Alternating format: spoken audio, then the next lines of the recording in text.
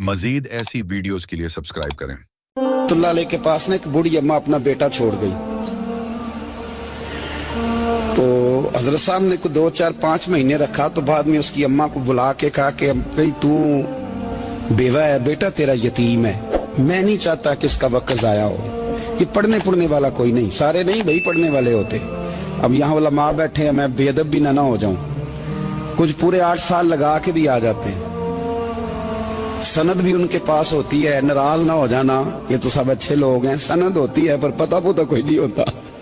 ये आला हजरत ने लिखी है बात, सनद होती है, पूरी डिग्री होती है, उस पर कई लोगों के साइन भी होते हैं। तो बहुत सारे तालिब इल्म ऐसे होते हैं जो मदारस में कहते हैं मैं फाजल फलाह हूँ, लेकिन कोई शय पास। तो मौलाना सरदार अहमद साहब मुहद्दिस आज़म पाकिस्तान रहमतुल्लाह अलैह उस बूढ़ी को कहने लगे तेरा बेटा कुंद देना है, पढ़ना पढ़ाना इसने कुछ भी नहीं, तो यतीम बच्चा है, कल को तो कहेगी कि मेरे बेटे ने वक्त ज़ाया किया तो वापस ले जा। बूढ़ी अम्मा रोने लग गई, कहने लगी मैं पढ़ाने तो नहीं लाई थी, मैं तो आपको रब का वली समझती हूँ, मैं तो नौकरी कराने लाई थी। नौकरी हजरत अनस बिन मालिक कहते हैं मेरी अम्मा भी हुजूर की बारगाह में दे गई थी। तो हुजूर की बारगाह में ये नहीं कहा था कि या रसूलल्लाह पढ़ा दें, हाँ मैं जिम्मेदारी से बात कर रहा हूँ। ये नहीं कहा था हुजूर मुजाहिद बना दें, ये थोड़ी कहा था कि या रसूलल्लाह सल्लल्लाहु तआला अलैहि वसल्लम से मुफस्सिर, मुहद्दिस, मुहक्किक, मुफ्ती बना दें। हजरत अनस की अम्मा कह गई थी सोनिया जब तक ये रहेगा ना आपकी नौकरी करेगा, ये घर के काम काज करेगा, ड्यूटी करेगा, हुजूर ये आपकी नौकरी करेगा। तो मेरे महबूब ने फिर दुआ कर दी, अल्लाह इसे बरकत अता फरमा। तुम समझता है खिदमत वाला खाली रह जाता है? जितना जायका खिदमत वाले को मिलता है, जो उसके नसीब में आता है, वो किसी का नसीब कहां भाई।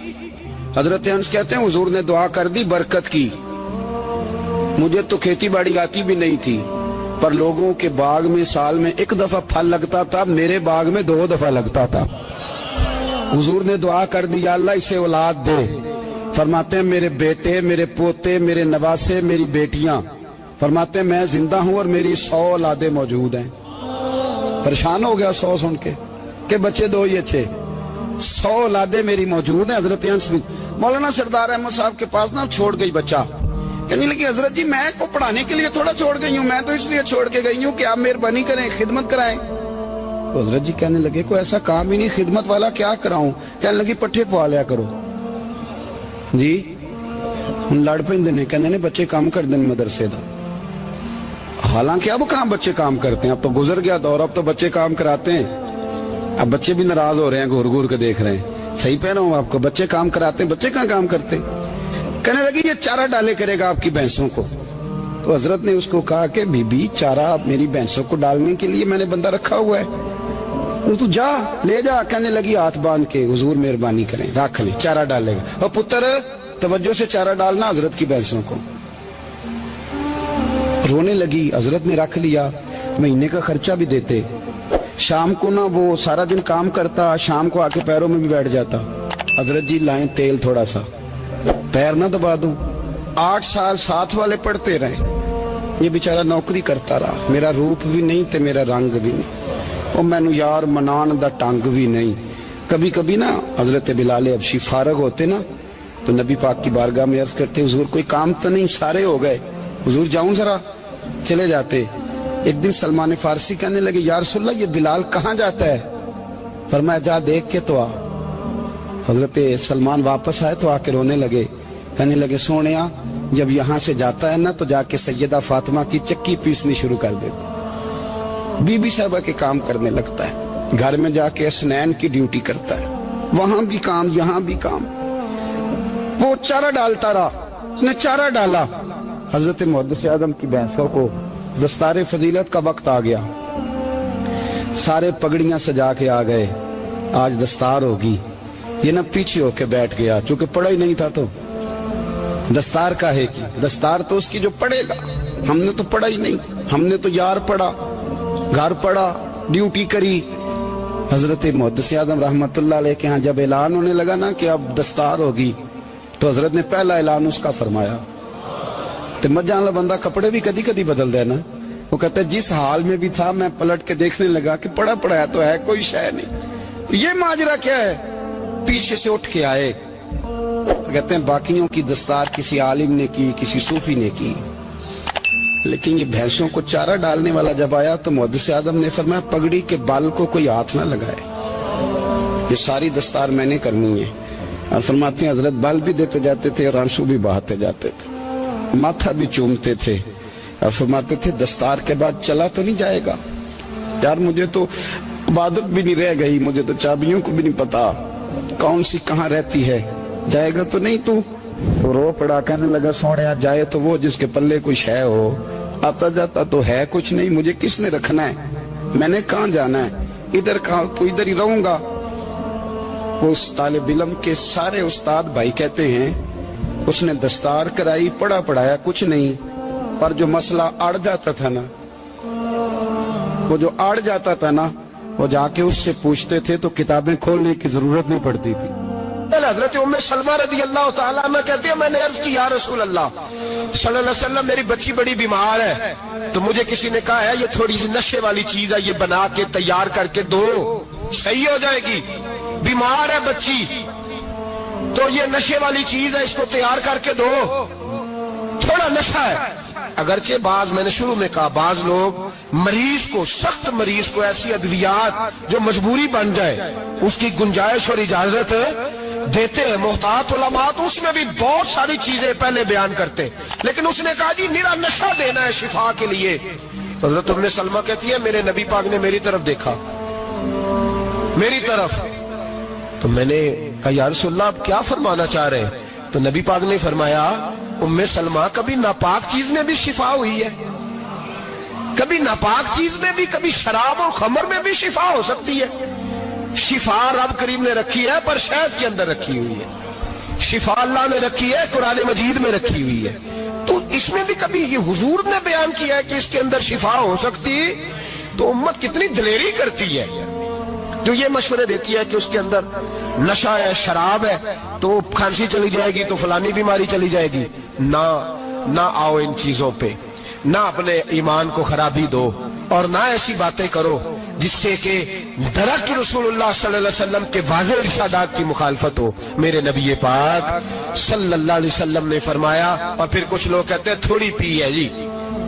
अब तो मैं तज्जिये में पढ़ रहा था कि ऐसी शराब इजाद हो गई है, लोग शराब पीते हैं और वो मस्त भी रहते हैं, कार भी चलाते रहते हैं, कहते हैं जी नहीं हमारा ज़हन माऊफ नहीं हुआ तो ये वाली सही है, नशा नहीं लाती। मेरे नबी पाक सल्लल्लाहु अलैहि वसल्लम ने फरमाया जिस चीज की थोड़ी मिकदार, ज्यादा मिकदार हराम है उस चीज की थोड़ी मिकदार भी हराम है, जिसकी ज्यादा मिकदार हराम है उसकी थोड़ी भी। तो खमर और शराब अगर फुल पीना जायज नहीं तो थोड़ी पीना भी जायज, ये हराम है और हराम थी और कयामत तक हराम ही रहेगी। मेरे नबी पाक सल्लल्लाहु अलैहि वसल्लम ने मना किया और हुजूर ने इजहार नापसंदीदगी फरमाया, और मैं 40 दिन तो इबादत ही कबूल नहीं होती शराब पीने वाले जब तक सच्ची तौबा ना करे। ये लफ्ज जब अदा करता हूं तो शर्म से मेरी जुबान लड़खड़ाती है कि यार दरबारों पे भी नशा बिकता है।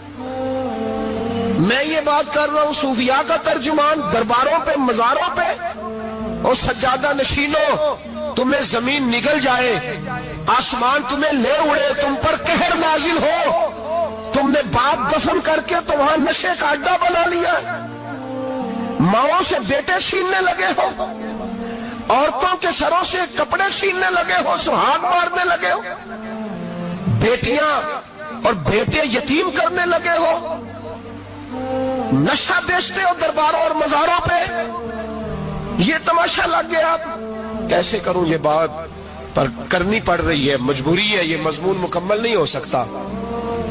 बंद कर दे वो दरबार, हमें नहीं चाहिए जिन दरबारों पे नशा बिकता है। मैं जिम्मेदारी से कह रहा हूं, बात रिकॉर्ड हो रही है।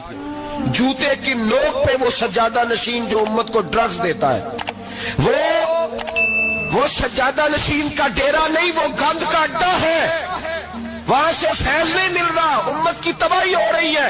बता दो, फैला दो, इसको एतराज करना है, करो। मेरे रसूल पाक सैयद आलम सल्लल्लाहु ताला अलैहि वसल्लम का दीन जरूरी है, किसी पीर की सज्जादगी जरूरी, बोलिए सज्जादगी जरूरी।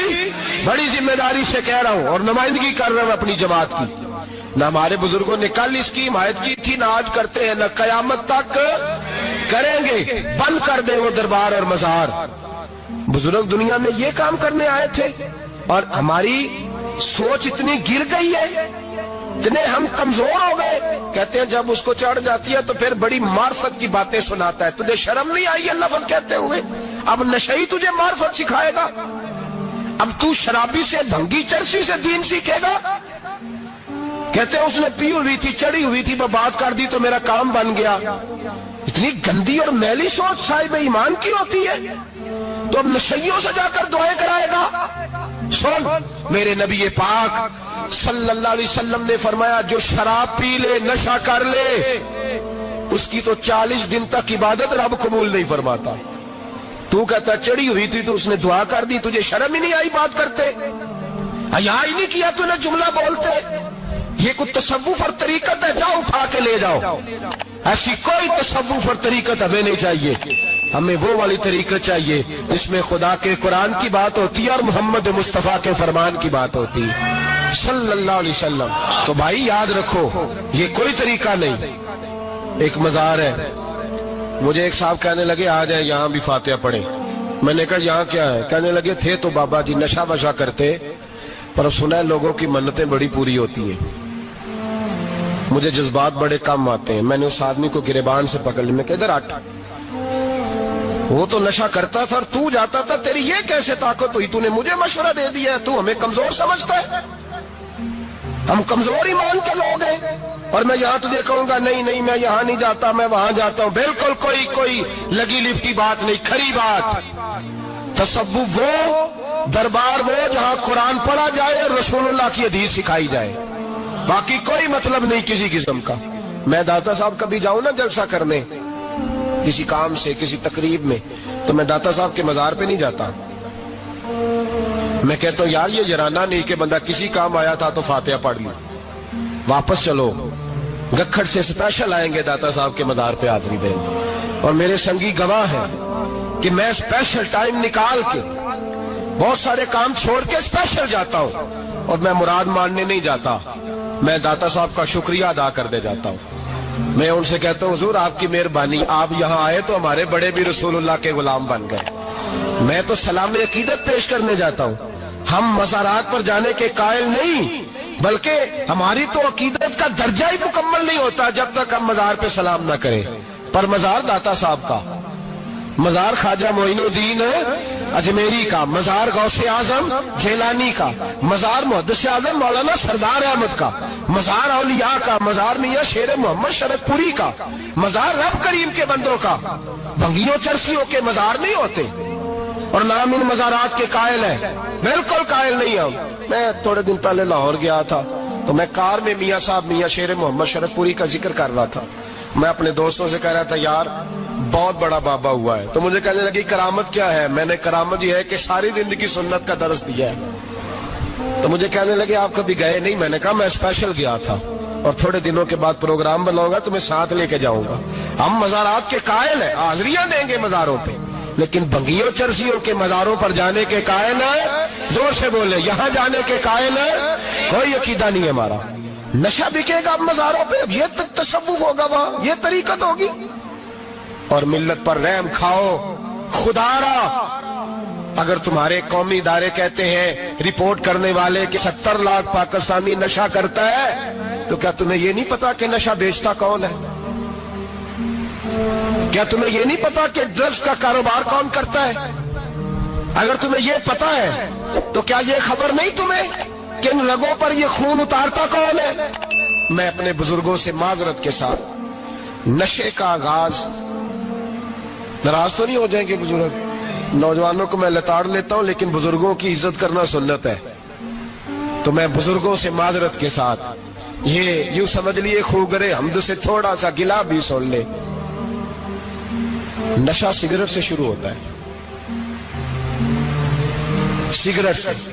میں تمباکو کو حرام نہیں کہتا، یہ فتویٰ نہیں دے رہا۔ تمباکو کا حکم وہی ہے جو مولی کا ہے، جو کچے پیاز اور لہسن کا ہے، کہ آپ جب کھا لیتے ہیں تو منہ سے بدبو آتی ہے، تو آپ مسجد میں آئے تو آنے سے پہلے مسواک کریں، منہ صاف کریں، پھر آپ آ جائیں۔ تو جائز ہے, مکروہ ہے لیکن حرام.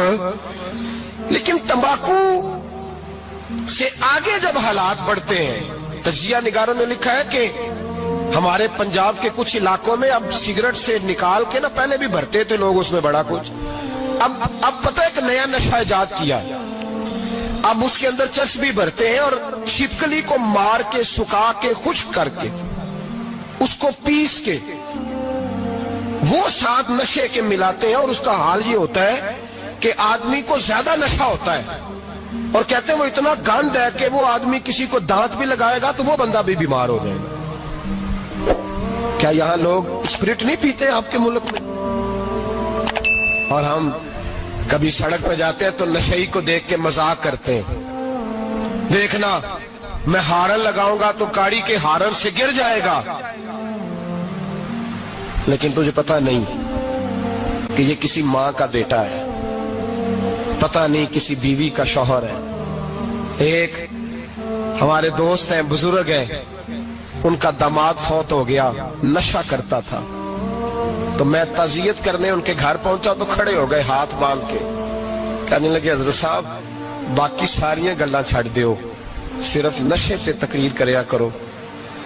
وہ جب جیتا تھا تو تب بھی اس کے بچے یتیم ہی تھے, یتیم ہی تھے. میری بیٹی جب میرے گھر آتی تھی اور میں اپنے پوتوں کے اترے کپڑے اسے پہننے کو دیتا تھا تو میرا کلیجہ پھٹتا تھا, اور میری بیٹی اس کی زندگی میں بھی بیوہ کی زندگی گزار رہی تھی. وہ میری بہوؤں کے اترے ہوئے کپڑے پہنتی تھی, کوئی دعا کرو, کوئی جلسے کرو, یہ لت ختم ہو جائے. اور کہنے لگا اب میرے وہ چلا تو گیا ہے, دادا دادی اس کے پہلے کوئی نہیں, چچا ہے کوئی نہیں, جب تک تو میں زندہ ہوں ان نواسوں کو کوئی روٹی کا لقمہ, کوئی کپڑا مل جائے گا, لیکن سوچتا ہوں میں بوڑھا ہوں, مر گیا تو ان کو کوئی پوچھے گا بھی نہیں, کون ان کی خبر. اتنا ظلم اس قوم سے, اتنی زیادتی, اور آرام سے لکھ کر لوگ گزر گئے کہ یہ 70 لاکھ ہے, ان کا درد تو سمجھو, تکلیف تو سمجھو. 7 فٹ کا سونا جوان اور نشے کا عادی ہے تو کسی نالی میں پڑا ہوا ہے. اور میں نے کہا اس قوم کے ساتھ اس سے بڑا بھیانک مذاق کیا ہوگا.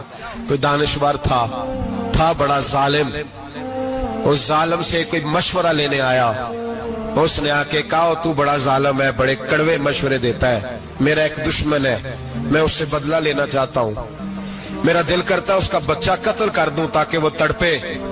تو ظالم نے کہا اسے قتل نہ کر, وہ تو اس کا باپ 2-4 مہینے رو کے چپ کر جائے گا. پھر میں سخت سزا دینا چاہتا ہوں, مشورہ دے. تو اس نے کہا اس کے بچے کو نشے پہ لگا دے, جس کا بچہ نشہ کرے گا وہ باپ روز مرے گا, روز جیے گا, وہ ماں روز مرے جیے گی, نشے پہ لگا دے. اس قوم کے ساتھ سب سے بڑا ظلم یہ ہوا کہ ملت کا جوان نشے پہ لگ گیا, ڈرگز پہ لگ گیا. اتنے تباہ حالات ہوئے کہ جوان چڑھتی جوانیاں, اماں نے کتاب دے کے بھیجا تھا, اور کالج سے واپس آئے تو نشے کے ٹیکے ہاتھوں میں پکڑے ہوئے, ٹیکے. اور آپ کے اس ملک کے اسلام آباد میں ایک دن میڈیا نے وہ خبر بھی وائرل کی اور وہ چیز بھی دکھائی لوگوں کو, 3 مہینے کا بچہ لے کے نشئی سڑک پہ آ گیا. اس نے کہا میرا نشہ ختم ہو گیا, میرا بچہ خرید لو, 2 پڑیاں دے دو. تو وہاں بیبیاں جو سن رہی تھی وہ بھی چیخے مار کے رو رہی تھی. یہ ظلم کیا اس قوم کے ساتھ, اور کرپشن کی لعنت نے اجازت دی سپلائی کرنے والوں کو کہ گلی گلی بھیجے, گلی گلی. انہوں نے کچھ تھوڑا ظلم نہیں کیا ان حکمرانوں نے. اور ہماری اپوزیشن, اس کو نہ صرف اتنا پتا ہے کہ یہ جائیں اور ہم آئیں, اس سے زیادہ کوئی غرض نہیں. بھائی کرپشن کے خلاف نکلے ہو تم, نشے کے خلاف کس دن نکلو گے, جوئے کے خلاف کس دن, قوم تو مر رہی ہے نشے سے, اس کے خلاف میدان میں کب آؤ گے. صرف اتنا ہے کہ یہ جائیں اور ہماری باری آئے, اس سے زیادہ کچھ نہیں. جتنے مجرم وہ ہے اتنے ہی تم بنتے جا. سویرے سویرے نا میری والدہ, آپ کو پتہ ہے دیہاتوں میں سامنے بھینسیں رکھی ہوتی تھی, تو اماں جی یعنی وہ سویرے اٹھ کے دودھ رڑک کے اور پھر وہ جب مصلی بچھاتی تھی تب میں سمجھتا تھا کہ یہ تکلفات ہیں, چونکہ جب بندہ پڑھ دیتا ہے نا پھر اسے گنجائشوں کا بھی پتہ چل جاتا ہے. میں سمجھتا تھا یہ تکلفات ہیں کہ وہ پہلے کپڑا بچھاتی, مصلی بچھاتی, پھر پیالے میں پانی لا کے پاس رکھتی, پھر وہ جناب اس پہ پڑھنا شروع کرتی، پھر وہ ریل، اور پھر ریل کے یہ جو حافظ ہوتے ہیں نا ہمارے، یہ پھر زیادہ نہیں چومتے قرآن پاک کو، ان کے پاس ہوتا ہے نا ہر وقت، لیکن وہ پرانے بندے وہ شنیل کا غلاف، پھر اسے کھولنا، پھر اسے چومنا، پھر سینے سے لگانا، یہ ساری چیزیں ان کے پیش نظر رہتی۔ اماں جی نا وہ نماز پڑھ کے قرآن پاک کے کوئی 2-1 رکوع پڑھ کے پھر آواز دیتی، وہ تسی اجے بھی ستے ہو، میں دودھ بھی رڑک لیا، نماز بھی پڑھ لی، سبق بھی پڑھ لیا، اٹھ جاؤ نا، اب تو ٹائم تھوڑا رہ گیا نماز کا۔ یہ آپ یقین کریں، میرے سے بزرگ ناراض نہ ہو جائیں، لیکن بچوں کو نماز کی تقریر نہ سناؤ کہ پتر نماز پڑھنی چاہیے، نہ تقریر نہ سناؤ، تقریریں باہر چلتی ہیں، گھر میں نہیں چلتی، گھر میں عمل چلتا ہے۔ بچوں کے سامنے نماز پڑھو، بچوں کے سامنے قرآن پاک پڑھو، اپنی اولاد کو عادی کرو کتاب و سنت کا۔ سارا دن گپیں، سارا دن باتیں، گھر میں بھی تبصرے، ٹیلی فون پہ گپ شپ، اس نے تو نفسیاتی کمزوری پیدا کر دی ہے قوم میں۔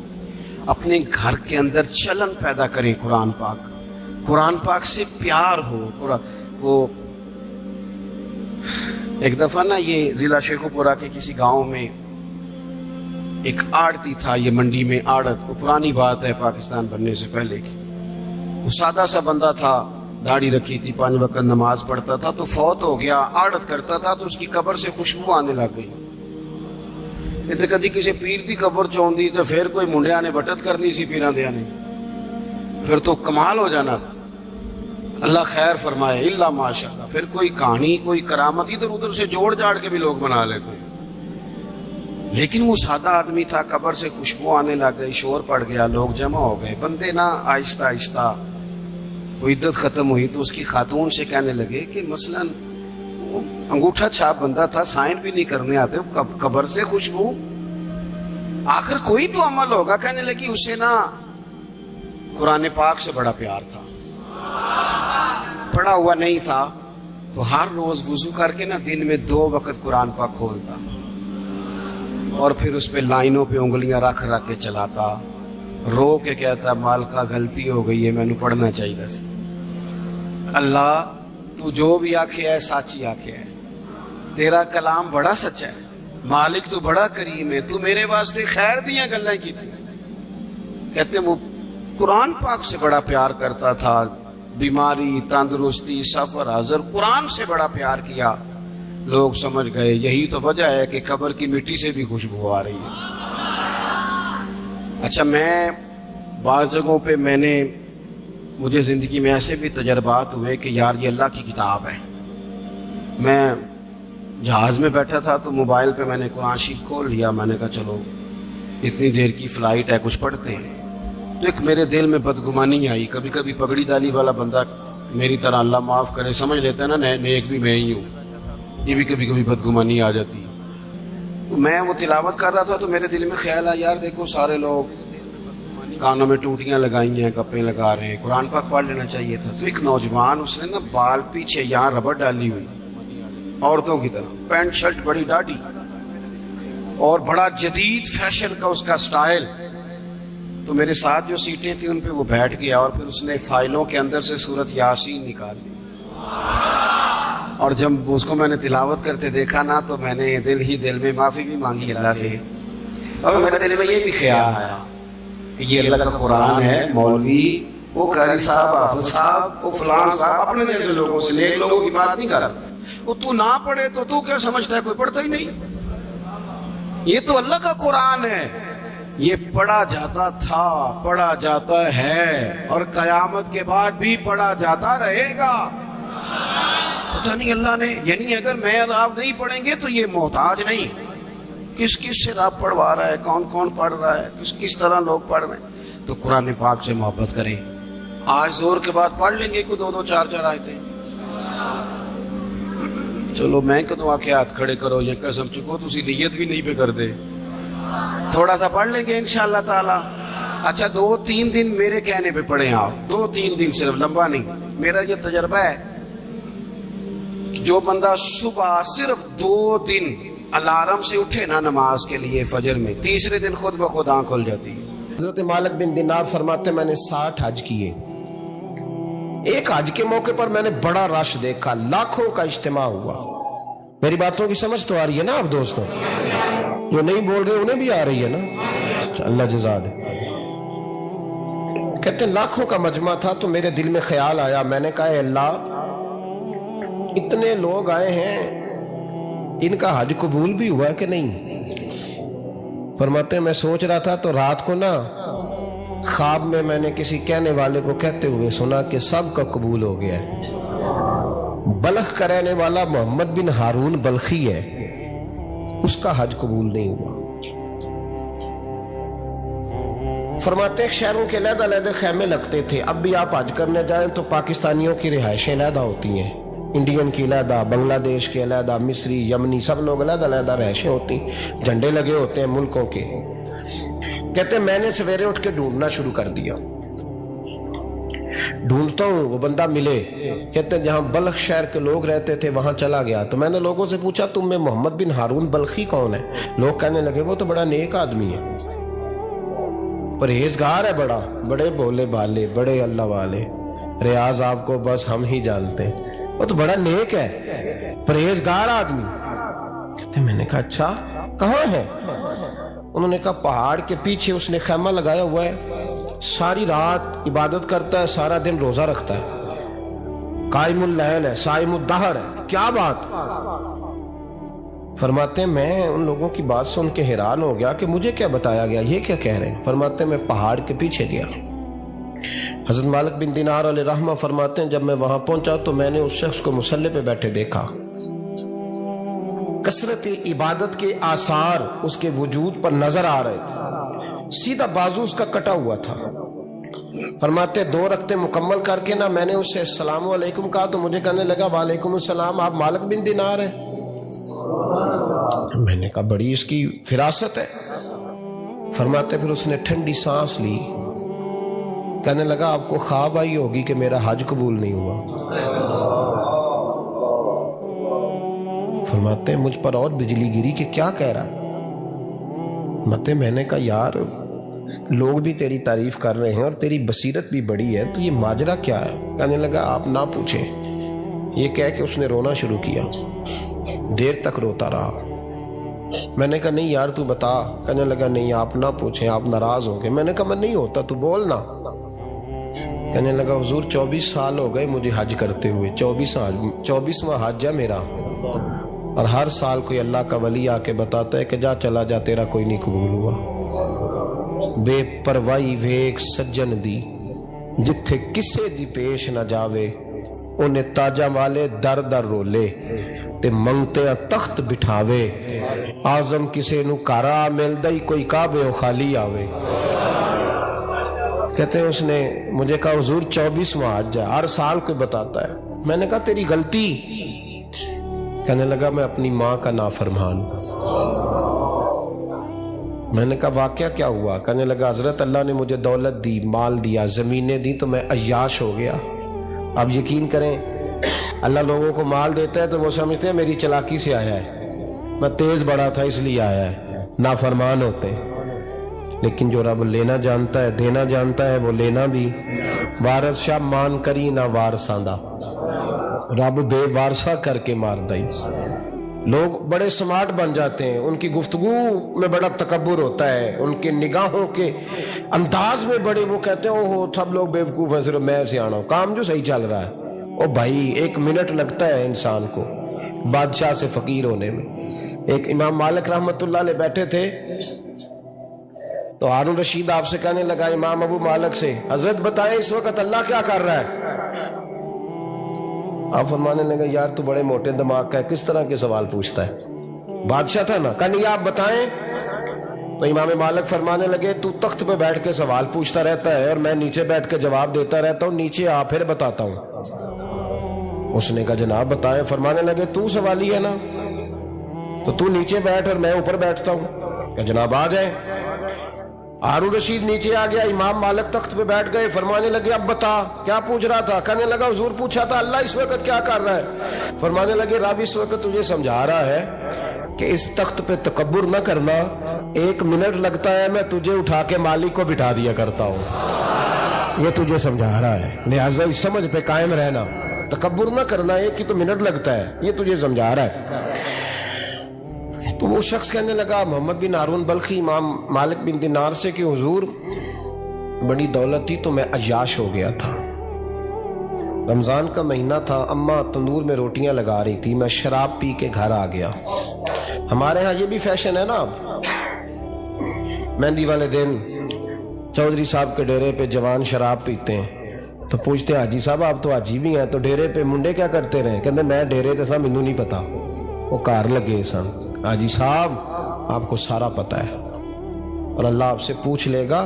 یہاں تو کوئی آدمی چپ کر جائے گا آپ کے قلوں کی وجہ سے, لیکن عرش کے مالک کو بھی تو جواب دینا ہے کہ نہیں؟ کیا طریقہ ہے؟ دیکھیں نا, کول والے دن محفل اور مہندی والے دن اللہ سے صرف دکھوں کا رشتہ ہے, رسول اللہ سے صرف غموں کا رشتہ ہے.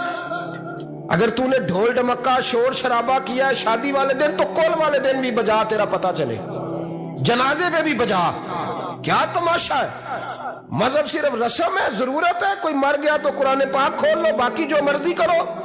حج بھی کیتی جاندے ہو, لو بھی پیتی جاندے ہو, کھو کے مال یتیماں دا پیج مسیتی جاندے ہو, پھٹ دلاں دے سیندے نہیں, ٹوپیاں سیتی جاندے ہو, نفس تے چھری پھیر دے نہیں, بکرے کیتی جاندے ہو, فرض پلائی بیٹھے ہو, نفلہ نیتی جاندے ہو, او دسو تے سی بلے نو اے کی کچھ کیتی جاندے ہو, او دسو تے سی بلے شاہ نو کی کچھ کیتی جاندے ہو.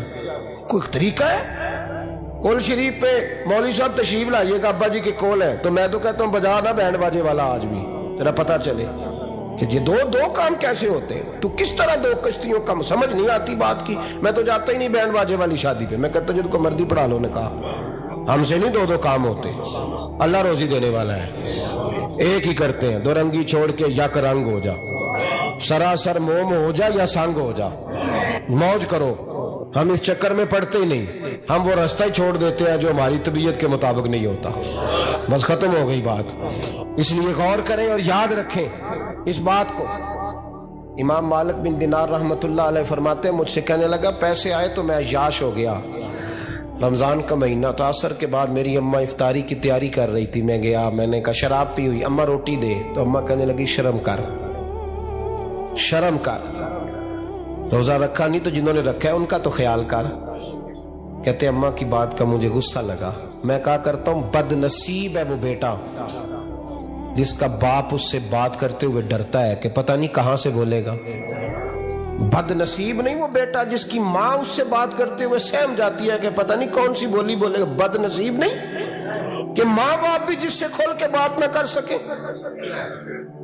حضرت مالک بن دینار سے کہنے لگا اماں نے جب کہا نا شرم کر تو مجھے غصہ آیا, میں نے ماں کو تھپڑ مارا اور میری ماں جلتے ہوئے تندور میں گری. لوگوں نے مجھے پکڑ کے اندر بند کر دیا کمرے میں. ساری رات میں شور سنتا رہا پر نشے میں دھوت رہا. سویرے آنکھ کھلی تو میری بیوی بیگ باندھ رہی تھی. میں نے کہا کہاں جا رہی ہو؟ کہنے لگی جو ماں کا نہیں بنا میرا کیسے بنے گا. میں نے کہا میری اماں کا وہ تو لوگوں نے رات کو ہی دفن کر دی جنازہ پڑھ کے. تڑپ کے کہنے لگا مجھے کیوں نہیں بتایا؟ تو کہتے ہیں لوگ کہنے لگے تیری مرتی ہوئی ماں کہہ گئی تھی اسے میرا منہ نہ دیکھنے دینا, میرے جنازے کے قریب نہ آئے. حضرت مالک بن دینار فرماتے ہیں جب اس نے یہ بات سنائی تو میں نے بھی اس کے منہ پہ تھپڑ مارا. میں نے کہا تو اسی قابل ہے. کہتے ہیں وہ رونے لگا, حضور دعا کرے اللہ مجھ سے راضی ہو جائے. کہنے لگا جب ماں کی انتقال کی خبر ملی تو میں نے کلاڑی لے کے وہ ہاتھ کاٹ دیا جس سے ماں کو مارا تھا. میں نے ساری جائیدادیں خیرات کر دیں. 24 سال ہو گئے, 24 سال. ساری رات نماز پڑھتا ہوں, روزہ رکھتا ہوں, حج کرتا ہوں, پر ہر سال کوئی آ کے کہتا ہے جا دوڑ جا تیرا کوئی نہیں قبول ہوا. حضور دعا کرے مالک راضی ہو جائے. فرماتے ہیں میں تھپڑ مار کے آ گیا. میں نے کہا تجھ سے راضی ہو جائے اتنے ظالم سے؟ امام مالک فرماتے ہیں رات کو آ کے سویا تو مجھے خواب میں رسول پاک کا دیدار ہوا. تو نبی پاک علیہ السلام نے فرمایا مالک تو اسے مایوس کیوں کر آیا ہے؟ اللہ تو بڑا مہربان ہے. کہا حضور ماں کے نافرمان کو معافی کیسے ملے گی؟ تو امام مالک فرمانے لگے نبی کریم نے فرمایا جا اسے جا کے بتا دے تجھے قیامت میں تیری ماں کی وجہ سے بخش دیا جائے گا. کہا حضور اماں کی وجہ سے کس طرح؟ تو محبوب فرمانے لگے اس کی ماں قیامت میں اس کے خلاف مقدمہ دائر کرے گی رب کریم کی عدالت میں، اے اللہ میں نے 9 ماہ پیٹ میں رکھا، درد سہ کے اسے جنا، جگر کا خون پلا کے پالا، اور اسی نے مجھے قتل کیا. رب کریم اس کی ماں کا مقدمہ سن کے کہے گا اٹھاؤ اس کو دوزخ میں پھینکو، اس نے ماں جلائی تھی اسے بھی جلاؤ. محبوب فرمانے لگے جب پکڑ کر کے مالک اس کو محمد بن ہارون کو لوگ لے جائیں گے نا جہنم کی طرف، ابھی فرشتے گھسیٹیں گے ہی تو پلٹ کے پھر اماں کی طرف دیکھے گا، اور دوسری دفعہ پھر گھسیٹیں گے تو پلٹ کے دیکھے گا، اور تیسری دفعہ پھر پلٹ کے کہے گا اماں یہ مجھے جلانے لگے، اماں یہ جہنم میں پھینکنے لگے. میرے حبیب فرمانے لگے وہ جل کے مرنے والی ماں وہاں بھی بول پڑے گی، کہے گی یا اللہ چل میں نے معاف کیا تو بھی معاف کر دے، اے اللہ میں نے معاف کیا تو بھی معاف کر دے، اللہ تو معاف کر دے اسے، اللہ تو اس سے درگزر فرما، اسے معاف کر دے.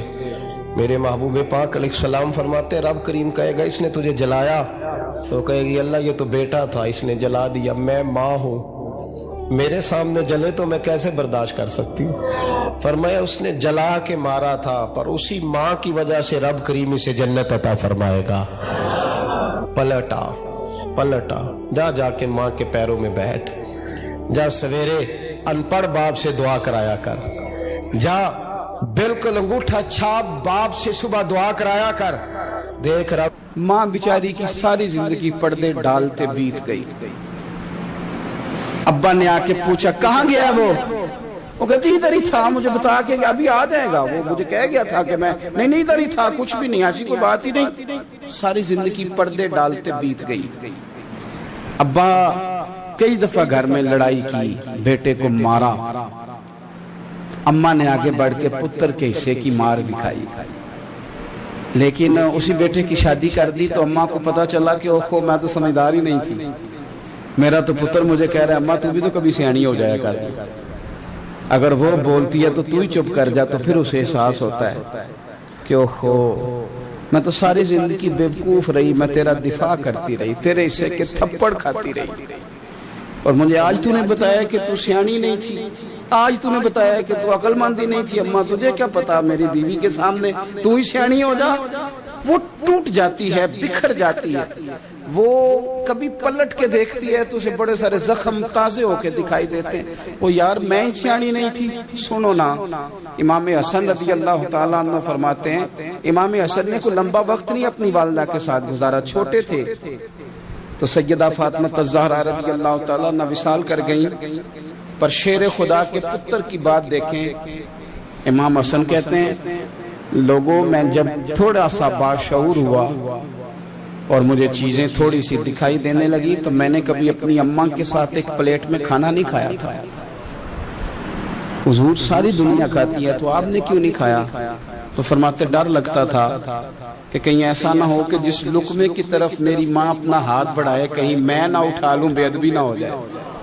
ڈر لگتا تھا. میں نے یہاں تک بھی نا، کیونکہ ماں تو ماں ہوتی ہے، میں نے یہاں تک بھی ماں کا احترام کیا، روٹی کھانے میں بھی تقدیر نہیں کی. یہاں ماں وہ کہتی ہے پیر صاحب انہوں دسیا جنا کہ میں تو انہوں آکھیا سی، انہیں گلاں چ انہوں آکھیا جے میرے نال بولے تھے صحیح کرے، انہوں دسیو نہ میرے نال بگڑ جائے گا، انہوں آکھیا جے نہ میں تو انہوں شکایت لائے، پر نہ انہوں گلاں سمجھایا جے کہ میرے نال اچھی نہ بولیا کرے، میں نے تکلیف انہوں آکھیو نہ. او یار کیا کائنات میں حضور سے بڑا بھی کوئی ہے؟ لیکن حضرت حلیمہ سعدی آئی ہیں تو کیا میرے نبی اٹھ کے کھڑے نہیں ہو گئے؟ حضور نے اکرام دیا تو اکرام دینے سے قد بڑا ہوتا ہے، چھوٹا تو نہیں ہوتا. خدا را اپنے بڑوں کا اکرام کرنا سیکھیں. انہوں نے کسی نے آپ کو جگہ دی ہوگی، کسی نے آپ کو نوکری دی ہوگی، لیکن ماں باپ نے تو زندگی دے دی اولاد کو. जवानियां दे दी, सारा कुछ दे दिया, और बच्चे हैं कि समझते हैं एहतराम के जज्बे अपनी तबीयत में लाएं, बेअदब न बने, सुबे अदब न कभी करें। आप ना कभी कोई ऐसा काम ना करें जिससे ना तकलीफ बढ़े, जिससे आजमाइश बढ़े। आप एहतराम वाले रहेंगे तो खुद भी सजे संवरे निखरे रहे। अपने बुजुर्गों को पहल करें बुजुर्गों की तरफ, यानी आप घर के अंदर छुपा के सेब अपने कमरे में ना लेके जाएं, छुपा के चीजें ना रखें, बल्कि पहल करें बूढ़े अब्बा से, पहल करें अपनी वालदा से, वहां से आगाज करें। आप देखें बरकतें कितनी होती हैं। मैं कुछ बातें मुझे लुत्फ देती हैं। मेरे कुछ संगी हैं, 3 भाई हैं इकट्ठे, मुझसे बैत हैं, मेरे साथ बड़ा प्यार का रिश्ता है। तो कभी कभी ना खिदमत करने का दिल करता है उनमें से किसी का कि चले हजरत साहब आए हैं तो हम कुछ नजराना पेश करें। तो अपने बड़े भाई को वो थमाते हैं कि जनाब आप ये काम करें। अल्लाह ताला का शुक्र है मेरी जेब कम ही खाली रहती है, उसका फजल रहता है, लेकिन वो पैसे लेने से ज्यादा या तोहफा लेने से ज्यादा या फूल पकड़ने से ज्यादा इस बात की मुझे खुशी होती है कि कितने निराले हैं। बड़े को आगे लगाते हैं तो बरकत तो हासिल करते हैं, इसलिए कि बरकतें हमेशा बड़ों से होती हैं, बड़ों से हमेशा बरकतें। ये फूल का तोहफा बड़े भाई को दे के जब आगे किया जाता है तो मेरे दिल को अच्छा लगता है, मुझे करार आता है कि यार ये लहजा ठीक है, ये अंदाज ये ठीक है। अपने बड़ों को आगे रखें, बड़ों को कलाम करने का मौका पहले दें। घर में कोई चीज लाएं तो तकदीम करें। हमारे यहाँ ना अब जो उस्तादी शागिर्दी आई है ना, ये बड़ी खतरनाक है। हमारे एक कारी साहब थे, एक मदरसे में पढ़ाते थे, बड़ा मारा करते थे, और मैं उन्हें मजाक भी करता था, कभी कभी अजराए मोहब्बत मजाह करता था। मैं उनसे कहता था कारी साहब आप शायद मार खा के पढ़े इसलिए बच्चों से बदला लेते हैं। तो कुछ दिन पहले, कुछ अरसा पहले मुलाकात हुई तो मैं उनके इदारे के करीब से गुजर रहा था, तो मैंने उनका ना वो डेस्क वगैरह चेक किया, तो उनके पास ना छोटी लैदा होती थी, पाइप 2 किस्म के लैदा होते थे, पानी वाला लैदा और गैस वाला अलग, बड़ा मारते थे बच्चों को। मुझे भी इख्तलाफ था इस बात से, मैं उनको गुजारिश भी करता था। तो मैं गया तो वो जिस तरह वो खैर उस्ताद कमाल के थे, उन्होंने बड़े कामयाब हाफिज तैयार किए, और वैसे भी बंदा बड़ा बावसूल, बड़े अच्छे, बड़े नफीस। मैंने उनसे कहा कि वो खैर है, छोटियां छोटियां किधर गई आपकी? कहने लगे हज़रत साहब ना शागिर्द रहे, ना उस्ताद रहे, ना वो माँ बाप रहे। कहने लगे पता नहीं 2-4 सालों में क्या हुआ है। तो मैंने कहा आपको तो कोई मनाकारी नहीं, मैंने कई दफा समझाया था, आप बाज नहीं आते। कहते थे अब आ गया हूँ, इसलिए कि एक को छड़ी मार रहे होते हैं तो दूसरा साथ वीडियो बना रहा होता है। पहले तालिब इल्म इस तरह की तौहीन का रवैया उस्तादों के साथ नहीं करते थे। वो कहते थे जैसे भी है फैज उस्ताद से लेना है। अब आप जरा घूर के देखें तो कहते हैं लाओ किताबें, जा रहा हूं बड़े मदरसे, बड़े कॉलेज, बड़े स्कूल। मैंने अपनी जिंदगी में देखा कि हमारे बड़े कहते थे, कभी गारा के बताते ना उस्ताद जी ने मारा है, तो कहते थे किसी गलती से मारा होगा, और इस तरह के सख्त लफ्ज बोलते थे कि हमें लगता था कि हमारे बुजुर्ग हमारे साथ ज्यादती कर रहे हैं। वो कहते थे कि मैनू हड्डियां चाहिए ने पड़े आओ, ये लफ्ज कर कहते थे मेरे अब्बा जी मेरी अम्मा, हड्डियां दिया जी सानू पर दिया जी पड़िया। अब क्या माहौल है, डर आता है, चे घूरते हैं। उनकी अम्मा आके कहती है तू 8,000 का मौलवी है, मेरा 1.25 करोड़ का बच्चा है, तेरी ताकत कैसी हुई चौधरी के बच्चे को हाथ लगाने? इतनी तेरी जुर्रत के मैंने मेरे बेटे को हाथ लगाया? करूंगी ना कल बंदे इकट्ठे तेरी कराऊंगी छोटी मस्जिद से। तू इतनी तेरी ताकत के तू मेरे बच्चे को मारे? हमने ना प्रमोट की चीजें, प्रमोट। हजरत ख्वाजा हसन बसरी रहमतुल्लाह अलैह फरमाया करते थे अदब ना हो तो इल्म आ ही नहीं सकता, इसलिए कि किताबें रहनुमाई करती हैं, किताबों की तर्जमानी तो उस्ताद ने करनी है। तो अगर आप वो एहतराम ही नहीं है, वो तबीयत ही नहीं है, वो ज़ौक़ ही नहीं है, सीखने का वो खास जज्बा ही नहीं है। हमारे असहाब रहमतुल्लाह अलैह फरमाया करते थे बहुत सारे लोग बड़े बड़े दरवेशों के पास जाके खाली आते। हुजूर क्यों?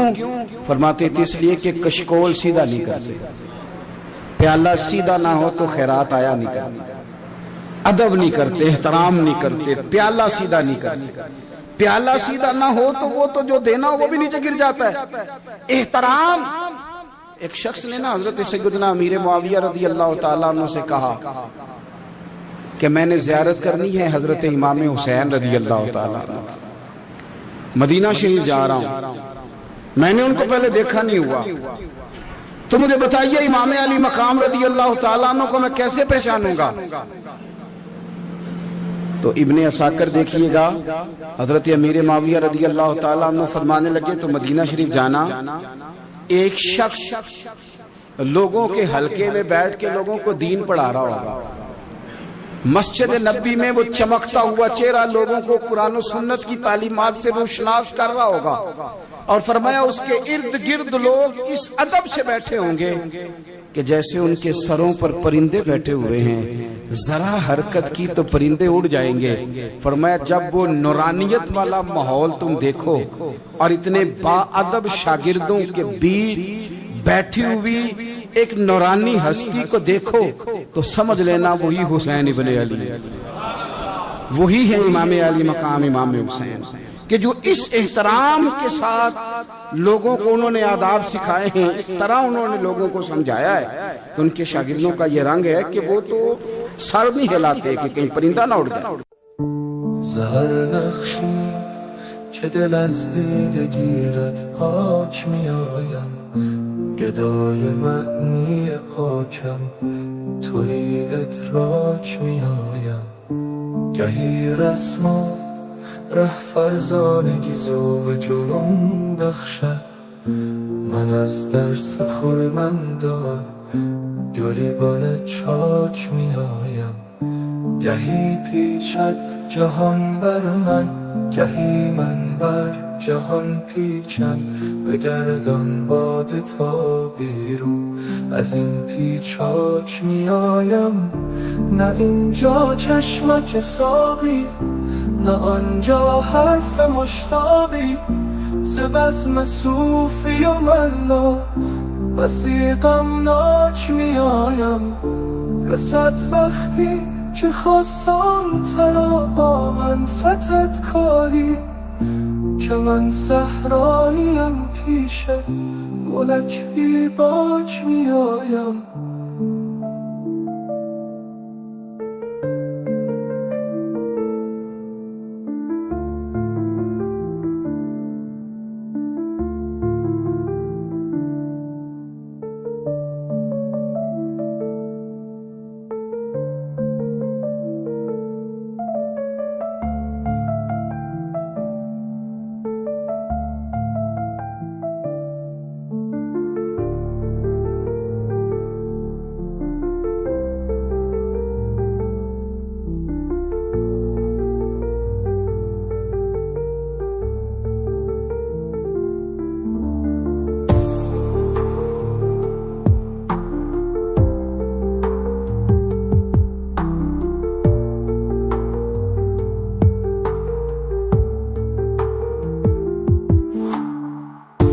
زهر نقشی که دل از دیدگیرت پاک می آیم، گدای معنی پاکم توی ادراک می آیم، گهی رسم و ره فرزانگی ذوق جنون بخشد، من از درس خرمندان گریبان چاک می آیم، گهی پیچد جهان بر من گهی من بر جهان پیچم، بگردان باد تا بیرون از این پیچاک می آیم، نه اینجا چشمک ساقی نه آنجا حرف مشتاقی، ز بزم صوفی و ملا بسی غمناک می آیم، رسد وقتی که خواستم ترا با من فتت کاری، که من صحراییم پیش ملک بی باک می آیم.